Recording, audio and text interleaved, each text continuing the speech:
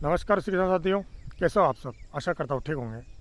दोस्तों, आज के वीडियो में अपन कुछ विशेष डिस्कस करने वाले हैं। विशेष का मेरा मतलब है कि अभी मई महीना चल रहा है और आने वाले दिनों में कुछ दिनों बाद में बारिश होगी और बोने का समय होगा और उसमें अपन सोयाबीन, मक्का, मूंगफली, उड़द, जो भी अलग अलग एरिया के हिसाब से अपन फसल बोएंगे।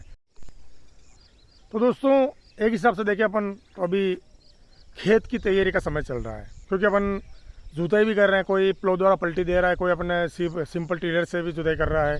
बारिश भी अभी हुई है तो वापस एक बार अपने खेत की जुताई करनी पड़ेगी। दोस्तों, ऐसी कंडीशन में बहुत है एक दो फसल बोने में आती है। सोयाबीन हुआ, मूंगफली हुई, मक्का हुआ और उड़द मूंग, अधिकतर करके यही फसल बोई जाती है। तो दोस्तों, जब अब खेत की तैयारी कर रहे हैं अपन, हका जुताई कर रहे हैं या जिस तरह से भी अपन खेत की तैयारी कर रहे हैं, तो उसमें दोस्तों कुछ काम ऐसे कर सकते हैं ताकि आने वाली फसलें अपनी फर्स्ट क्लास चलेगी, अच्छा उत्पादन देगी, पौधा अच्छा चलेगा और भरपूर उत्पादन मिला कुल मिला के अपने को। तो दोस्तों, आज बात करने वाले अपन फॉस्फोरस के ऊपर कि फॉस्फोरस का क्या महत्व है, पौधे के अंदर फॉस्फोरस डेफिशिएंसी कैसे देखी जाती है, कैसे पहचान की जाती है, और उसके बाद में यदि अपन फॉस्फोरस की कमी है तो उसको फसल लगाने के बाद में किस तरह से पूर्ति कर सकते हैं। तो दोस्तों, मैं हूं कन्हैया धाकड़ और आप देख रहे हैं देश की पहचान हमारे किसान यूट्यूब चैनल पर लेटेस्ट अपडेट और नई नई जानकारियाँ। तो दोस्तों, बात करते हैं अपन फॉस्फोरस के ऊपर। अभी वर्तमान में खेत की जुताई का काम लगभग किसका हो गया, किसका बाकी है, और किसी ने पलटो दे दिया, पलटो फ्लाई से पलटो दे दिया, मोड़ फ्लाई बोलते हैं उसको, तो भी उसके बाद में अपन को एक बार जुताई और करनी पड़ेगी, क्यों खेत को समतल करना पड़ेगा, पाटा लगाना पड़ेगा। तो ऐसी कंडीशन में दोस्तों अपने को प्रति एकड़ कम से कम 4 बैग सिंगल सुपर फास्फेट देना है, उसका फुरकाव करके और फिर अपन पाटा लगा के खेत को समतल कर सकते हैं। तो आने वाले समय में जो फसल अपन बोएंगे उसको फॉस्फोरस की कमी नहीं पड़ेगी। और दोस्तों, पौधे में, फसल में फॉस्फोरस की बहुत ही ज़्यादा ज़रूरत होती है, बहुत ही ज़्यादा अहमियत होती है। फॉस्फोरस अच्छे मिलने से जड़ें उसकी ज़्यादा चलेगी। यदि जड़ें ज़्यादा चलेगी तो दोस्तों ज़मीन के अंदर जितने भी माइक्रोन्यूट्रन हैं, जितने भी अवशेष के जो सरके खाद बना हुआ है, जो अपन जितने देसी खाद डालते हैं, गोबर का पका हुआ खाद डालते हैं, जो भी माइक्रोन्यूट्रन ऊपर से देते हैं, तो सारे जड़ों द्वारा ही अवशोषित होते हैं। और ऐसी कंडीशन में यदि जड़ों का विकास अच्छे से होगा फॉस्फोरस की वजह से, और यदि फॉस्फोरस नहीं देंगे और जड़ों का विकास अच्छा नहीं होगा, तो अपने खेत के अंदर जितने भी माइक्रोन्यूट्रन है, खाद है, जो भी ऑर्गेनिक खाद, जो भी मटेरियल पड़ा हुआ है, वो जड़ें अवशोषित नहीं कर पाएगी और पौधे तक नहीं पहुंचा पाएगी। दूसरा दोस्तों, फॉस्फोरस की उपलब्धता से पौधे के अंदर एक ऊर्जा जो क्रिएट होती ना, वो बराबर अच्छे से बन पाती है।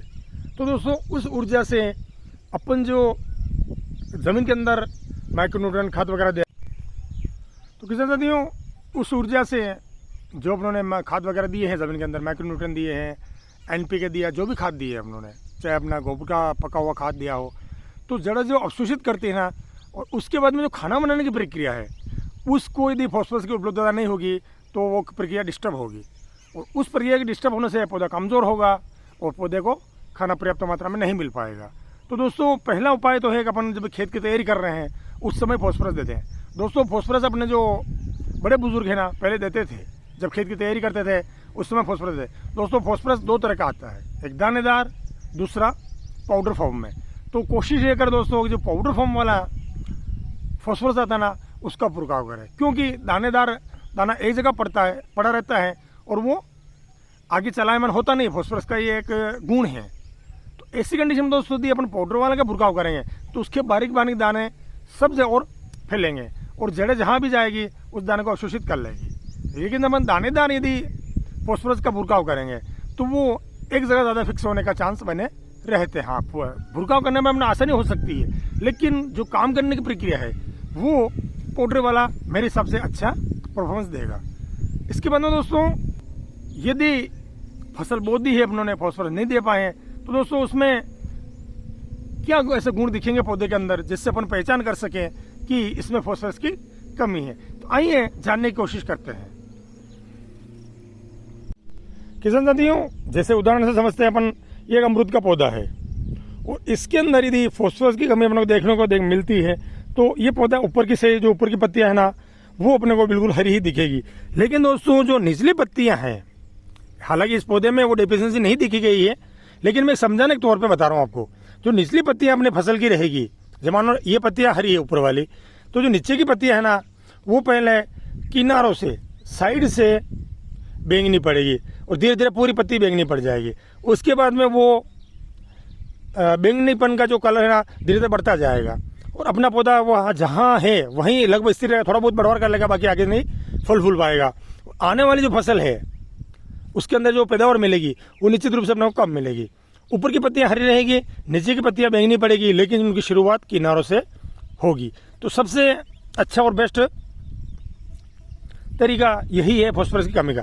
बाकी दोस्तों पौधों में पीलापन होना, ये होना, तो इनमें बहुत सारी चीज़ें मायने रखती है। नाइट्रोजन की कमी होना, पोटेशियम की कमी होना, मौसम में बदलाव होना, तो वो पीलापन अलग मैटर है। लेकिन फॉस्फोरस की कमी देखने के लिए अपने को सबसे पहले ये ध्यान रखना है कि पौधे के अंदर पत्तियां बैंगनी कलर की होगी। यदि दोस्तों हम लोगों ने अब फसल लगा दी है और उसके अंदर पत्तियां बैंगनी दिख रही है, फॉस्फोरस की कमी को पूरी करनी है, तो उसके लिए क्या तरीका अपनाएं, तो आइए जानने की कोशिश करते हैं। तो किसान साथियों, अपनों ने ये भी समझ लिया कि पहले खेत की तैयारी करते समय फॉस्फोरस देकर आने वाले दिनों में फसल को फॉस्फोरस की उपलब्धता करा सकते हैं। उसके बाद में यदि फसल बो दी है उसमें किस तरह के सिम्टम्स हम लोग को देखने को मिलेंगे जो यह पहचान कराएंगे कि पौधे के अंदर फॉस्फोरस की कमी है, ज़मीन के अंदर पौधे फॉस्फोरस की कमी है। अब दोस्तों यदि अपनों ने फसल बो दी है, फॉस्फोरस की पूर्ति नहीं कर पाए, तो 2-3 ऐसे जो पानी में घुलनशील खाद आते हैं, जैसे NPK 19-19 हुआ, NPK 52-34 हुआ, तो दोस्तों 19-19 में फॉस्फोरस की मात्रा आएगी लेकिन कम आएगी, साथ में पोटाश और यूरिया की मात्रा उसमें आती है। लेकिन जो 0-52-34 है उसमें 52% फॉस्फोरस होता है और 34% पोटाश होता है, ठीक है ना। तो मेरे हिसाब से वो अपने देने को सबसे बेस्ट रहेगा। यदि अपनों को लग गया है कि यार अपन फॉस्फोरस नहीं दे पाए हैं और फसल के अंदर फॉस्फोरस की कमी है, तो निश्चित रूप से आप 1 से 2 बार 0-52-34 का स्प्रे कर सकते हैं। एक इस हफ्ते में कर लिया, एक अगले हफ्ते में कर लिया, तो इस तरह से करके भी अपन पौधे को फॉस्फोरस की उपलब्धता करा सकते हैं। पानी की मात्रा कितनी लगेगी, यह चीज़ फसल की कितने दिन की फसल है, उसकी बढ़वार कितनी है, उसकी हाइट कितनी है, पौधा कितना बड़ा है, उसके ऊपर डिपेंड करेगा। बाकी अपन उसके द्वारा 52-34 के द्वारा स्प्रे करके अपन अपना फॉस्फोरस की कमी को दूर कर सकते हैं। तो किसान साथियों, आशा करता हूँ इस वीडियो में आपको कुछ जानकारी हेल्पफुल लगी होगी। दोस्तों वीडियो पसंद आए तो लाइक करिएगा, अन्य किसान भाइयों तक शेयर करिएगा, और जो दोस्त चैनल पर पहली बार हैं वो चैनल को सब्सक्राइब करना ना भूलिएगा। मिलते हैं किसी अगले वीडियो में एक नई जानकारी साथ में। दोस्तों तब तक के लिए जय हिंद, जय भारत, जय जवान, जय किसान।